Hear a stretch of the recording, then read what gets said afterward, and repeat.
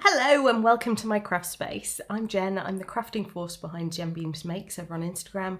I am also on Ravelry as Jennbeam. I'm not massively active over there right now. I have been planning to set up this YouTube channel for quite some time. I'm really excited that it's finally filming day and attempt 6. So we'll see how this one goes. When I first learned to knit, I started with a very small knit blog about what I was doing, really sort of linking my progress as I was stumbling over various techniques. So in a lot of ways, this is a little bit like coming home.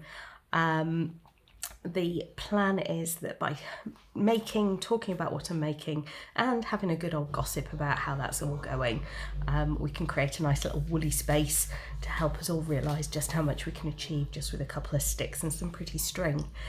If that sounds like the sort of channel for you, then please do all those YouTubey things. Give me a thumbs up, subscribe and hit the notification bell, and please leave comments under this video. I'm just getting started here, so tell me what you want to see, what you think I should change, what you think is the right sort of thing that you want to see more of. Grab a cuppa, grab your current work in progress, and let's get making. I do realise I need to work out a way to harm my camera in landscape. We'll get there. So I thought today I'd start off by talking about some of my more recent knits and the sort of things that I'm feeling the love for right now. Over coming episodes, we might talk a little bit more about things that I've made in the past and even possibly the occasional non-knitted object, just to keep us all on our toes. But today it's all going to be pretty yarny and pretty recent. And on that note, what better place to start with what I'm wearing?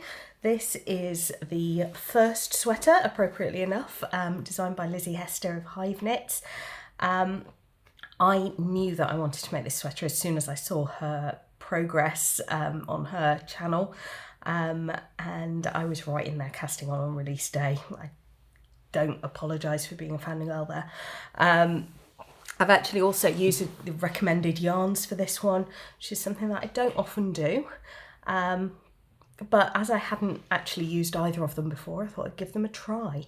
So this is Filcolana Arvetta and Drop Silk Mohair, both in this lovely petrol green colour, which on my little monitor seems to be coming out pretty much true to colour. I've really enjoyed making this. It's a nice straightforward knit.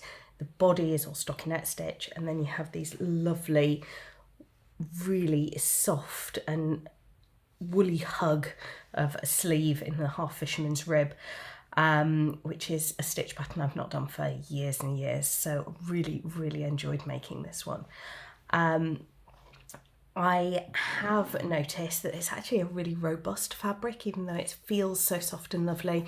I've worn this almost ridiculous amounts since I finished knitting it, and yeah, I've not noticed any pilling or problems with it at all. The one thing that I have noticed a little is the stretching of the neckband. Now, I don't consider that a problem because it was something that Lizzie mentioned both on her podcast and in the pattern as a possibility. And because it is a folded neckline, you actually start from the inside edge of the neckline, knit round and knit the two edges together. Because of that, there is space in there to add some elastic, which I will probably be doing this afternoon. I have managed to get hold of my reel of shearing elastic, which we will probably come back to in future episodes. But my first job with it will be to reinforce this neck. I have really enjoyed knitting this sweater, and I have heard that Lizzie is now designing a variation on it to be a cardigan, which I am looking forward to seeing, and will probably end up making that as well. If anything, I wear more cardigans than sweaters, so that is absolutely me. The next sweater to show you today is my Woolen Honey sweater. This is knit in Fibre Spates Vivacious 4-ply in this beautiful mottled ochre colour. I absolutely adore this. This was a pattern that I spotted on the Great British Sewing Bee, I think it was last season, worn by one of the contestants. I really love this. It's quite a light pullover, so for the in-betweeny sort of weather that we're getting at the moment, it's great. You know, put it on in a cooler morning and find yourself just sticky and hot later on in the day. I love the detailing around the yoke, which I'm hoping is coming out on the camera there with the lovely hexagon beehive pattern. And I think my favourite bit of the whole sweater is actually these faux seams that you get. I'll show you on the sleeve because it's a little bit easier to wrangle for the camera. But where you're knitting garter stitch in the round, you get this lovely faux seam effect down the mid-back and the inside edge of the sleeves. And I think that is just such a pretty little detail that you wouldn't necessarily think of in designing knitwear, but it just happens there beautifully. This is probably the oldest garment I'm going to show you today, and I finished that just before Christmas last year. Okay. This year I've really been making an attempt to knit more for the family as well as for myself, which brings me to my next pair of finished objects. It's not socks. Not socks. There will be socks. Not today, but there will be socks.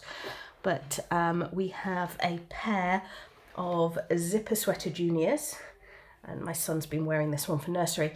But that is for my 4-year-old, and then I have a pink version, which is for my 7-year-old.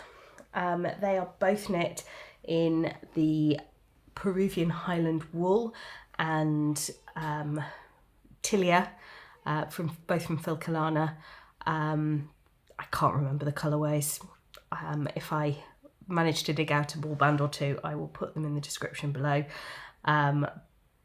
But they were a really lovely quick win, even though I was doing 2 of them, because they're quite chunky, with the Aran weight Highland wool with the mohair addition to it, and predominantly in stocking stitch.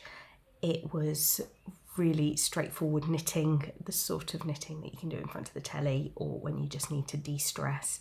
And then the new to me factor in both of those was adding the zips. Now, I've not put zips in knitwear before, so that was a completely new technique.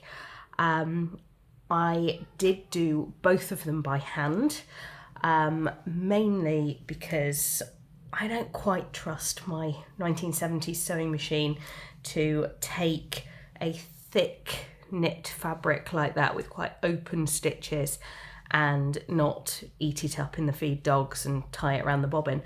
I can machine sew. I don't often with knits. And also, of course, with hand sewing to a thick fabric, you can make it almost invisible. Which I really quite like as a design detail, especially when with the facing, it can be invisible from that side too. So I really actually quite enjoyed that little trace into some hand stitching there as well. Okay. I do appreciate that takes a little bit longer, and hand sewing in of zips isn't for everybody. My thought with this is that I have previously had a tendency to rush my finishing with my knits, and it doesn't always go well if you rush those last couple of little details at the very end. I think the thing I've learned most from doing those zips is that by taking it a little bit slower, you can get a really beautiful finish at the end. And that's the best of all worlds, really. I've really enjoyed having that little bit of zen with a little bit of hand stitching right at the end. Okay. The next finished object to talk about is another result of influencing from Lizzie at Hive Knits, and I made an Oslo hat. Mine was the mohair edition, and I made that completely on a whim after seeing Lizzie make her smooth yarn edition version on her channel. It was a lovely, nice, calm zen project again, consisting of mainly knit stitch in the round, and I made it while I was recovering from a rather nasty bout of COVID a couple of months ago. It was really nice that it didn't require an awful lot of thinking, just measuring the depth of the fabric from time to time to do little bits and pieces until you got to the decreases, which made a lot of sense.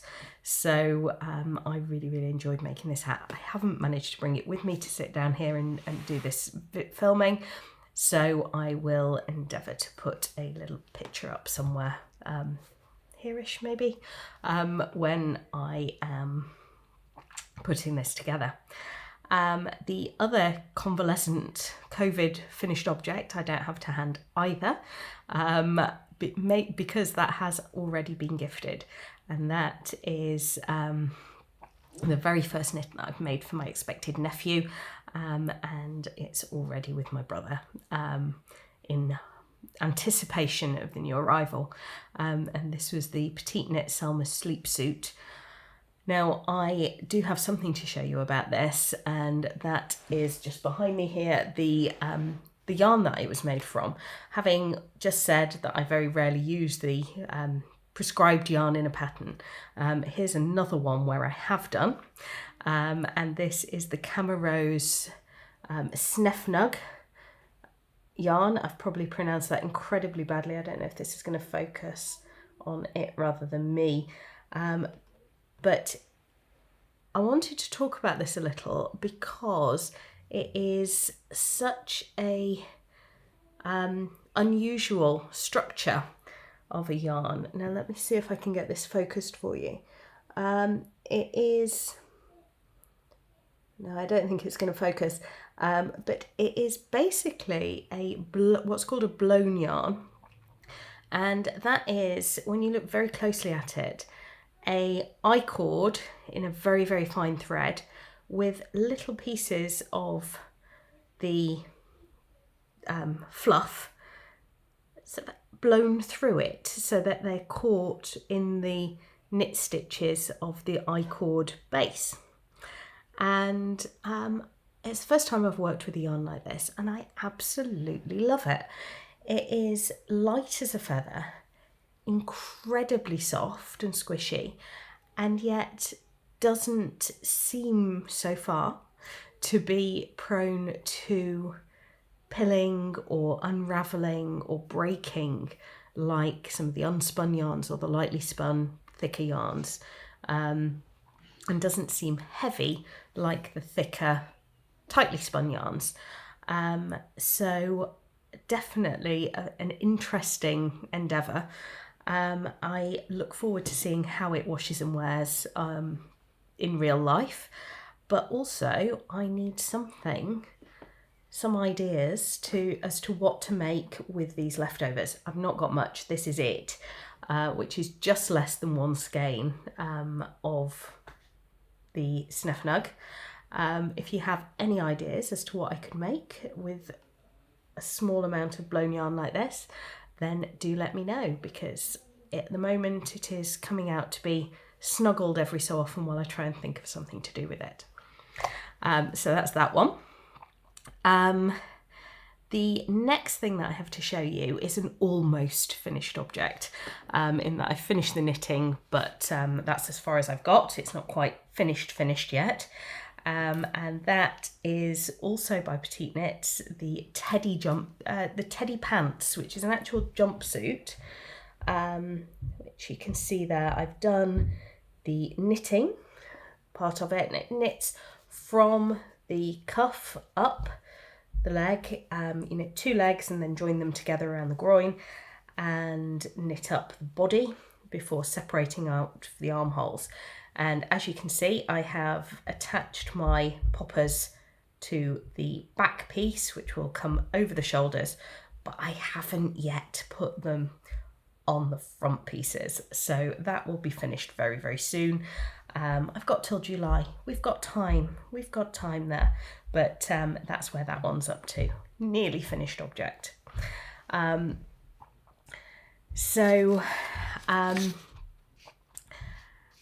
The next thing that I wanted to talk to you about has also just been gifted, but we will have, again, a photo.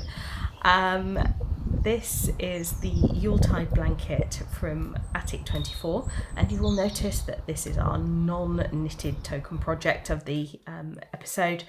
This is a crochet blanket that I bought as a yarn pack from Wool Warehouse. The pattern was actually available for free on Attic 24, and I will make sure that there's a link down below. I really, really rate Lucy's crochet patterns. They are so beginner friendly. I am not an experienced crocheter. I try it from time to time, but it never relaxes me like a knitting project because I still find every movement really quite tricky. This was my brother's Christmas present. He got it for Easter. Oops. So the last finished object that I'm going to show you was actually scheduled to be talked about as a work in progress, and has actually just been finished. I haven't blocked it yet, but it is done.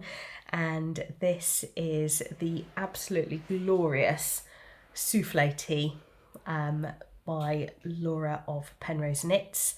Again, I will link down below to her channel. This is this lovely dark green in drops silk mohair. The top part of the yoke is done in a single strand, so is ever so slightly sheer. Ever so slightly, you don't feel exposed while you're wearing it, but the remainder of it, the sleeves and the body, is actually doubled up, so it's a much more plush fabric. And it is accented by this absolutely charming ruffle that goes right the way round, front and back. And the final little detail is this lovely buttoned keyhole at the neckline. Neckline's finished off with an I-cord, so it gives it that little bit of rigidity there and holds it all together. It's quite a loose knit on that one strand section, so having that little bit of anchoring there is really helpful. And the sleeves and the hem are both finished off with a folded hem rather than ribbing, which I think just makes it a little bit more dressy and a little bit more upmarket somehow. I think there is now a more casual one coming out imminently that does have the ribbing on and is done in a more summery yarn. I will see what I think about making another one of those. The ruffle took some doing. I'm really, really pleased with it now it's finished, but I did find myself questioning my choices when I was knitting the final rows of that ruffle because they were just so long. The souffle is part of a sort of range of patterns. This is the original souffle. There is a chunky souffle that I believe is currently being test knit, and a kids version which I may at some stage make for my daughter. We'll see. The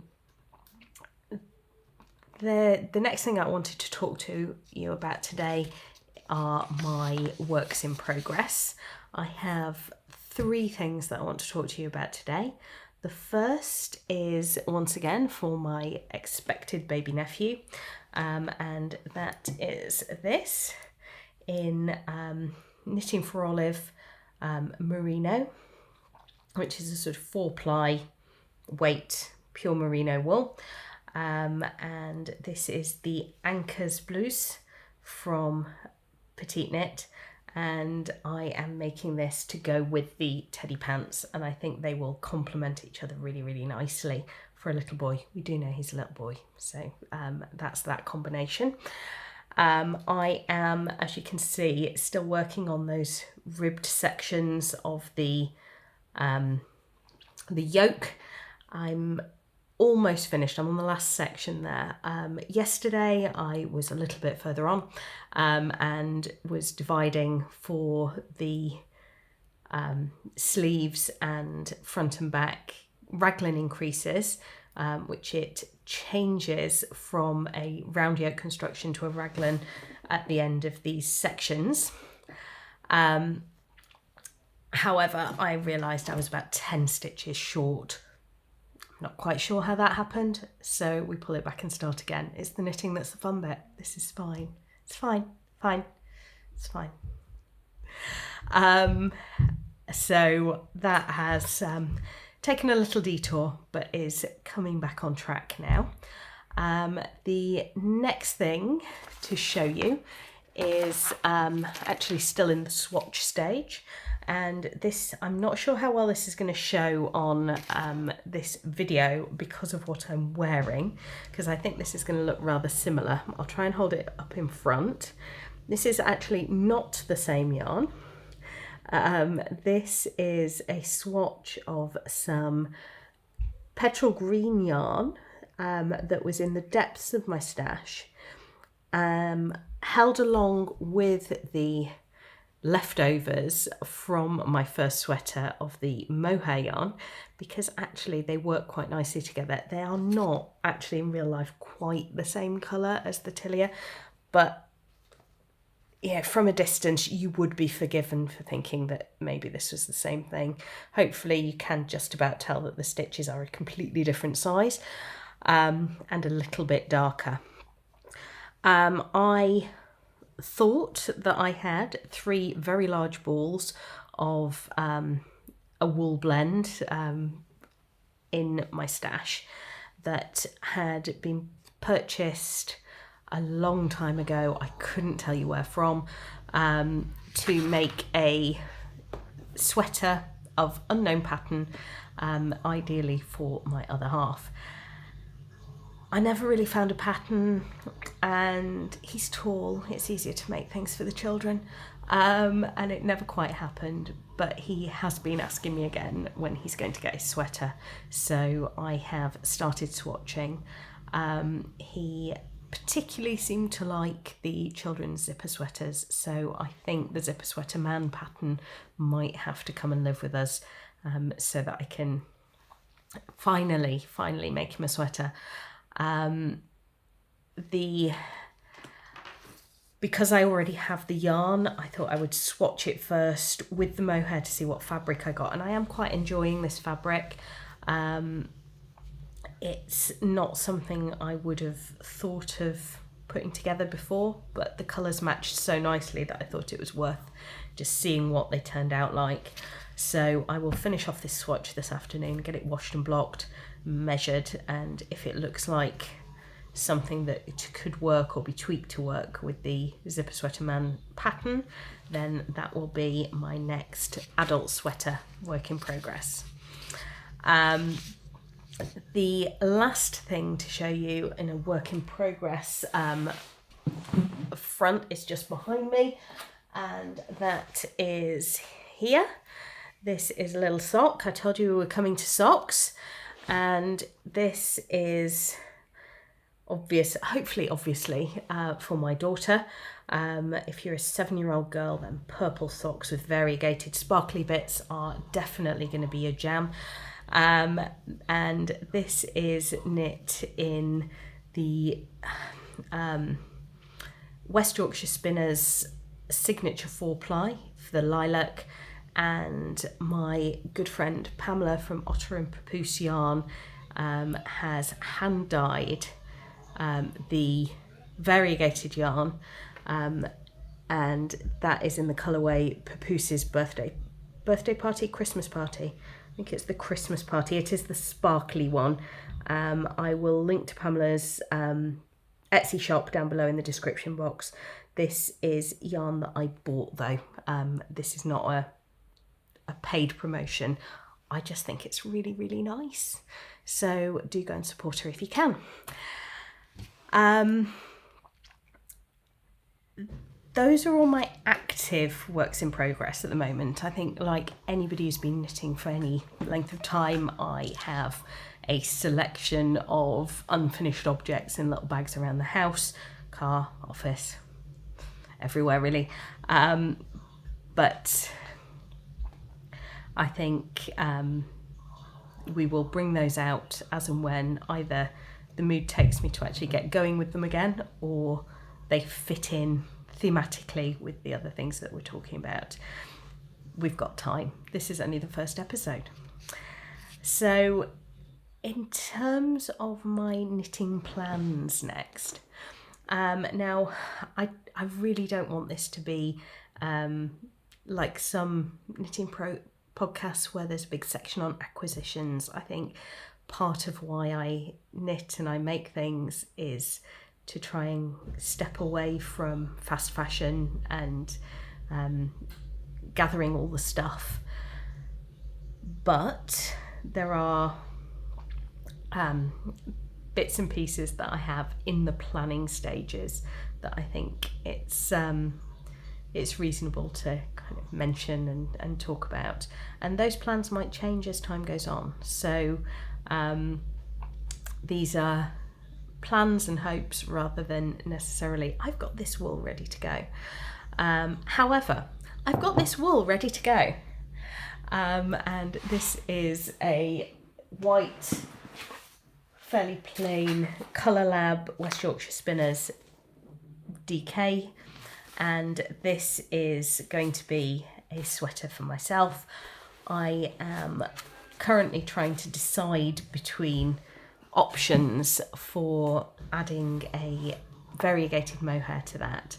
I've got 3 or 4 in my shortlist at the moment, and hopefully that will come into fruition probably after I've done this sweater for my other half.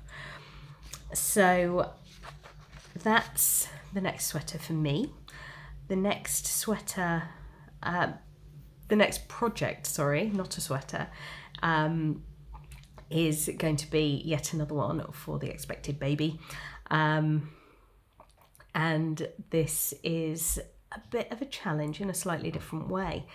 I will be making a pattern from a Norwegian designer whose name I'm almost certainly going to completely mangle, so I'm just going to try and make it come up here somewhere. And I just really, really love this pattern. Hopefully I've managed to make a picture float somewhere. However, I don't speak Norwegian, and the pattern isn't available translated into English, so myself and Google Translate are having a lot of fun on that one at the moment, and I'm just trying to work out vaguely what I need and how to start. Realistically, we're going to be looking at making a kind of 3 to 6 month version of that romper, so I've got time. There's plenty of time to work with that one.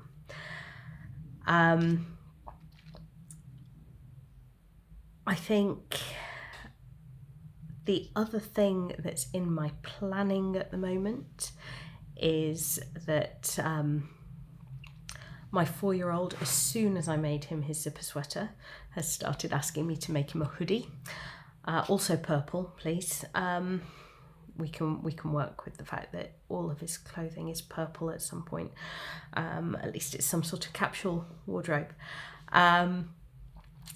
I'm not quite sure what sort of pattern to go with that, or even if he definitely means a knitted one. He has a couple of Waves and Wild hoodies already that I've made sewing for him, one of which still fits him and is purple, so I'm not entirely sure whether he wants another one like that or whether he wants me to knit him one. Getting details out of a 4-year-old is a little tricky, as I'm sure a lot of you know, but we will define that a little bit more specifically before we go ahead. However, if you have any particular ideas of children's hoodie knitting patterns that might be useful, then please put them in the comments, because I'm at a little bit of a loss as to exactly where to start looking for such a thing at the moment. And maybe we will go for a little bit of sewing content if I do end up getting the machines out and making him another more traditional hoodie pattern. I think that is actually all that I wanted to talk about today. Next time, I think we will dig out a couple of more vintage projects and have a little talk about how I've found myself develop as a crafter, and why I think I'm looking for quite different things in projects now than I have in the past. Why some people might think I'm knitting easier projects now than I have in the past, and why I think that's okay. I really hope that you've enjoyed this podcast as much as I've enjoyed putting it together, and more than I'm going to enjoy putting all these things away. If you have enjoyed it, then please hit that subscribe button and notification bell, and you will be told by YouTube when I've finally got around to putting my next episode together. And please leave me a comment. I'd love to hear from you. Be in touch, be part of it. And I will see you soon. Thank you very much.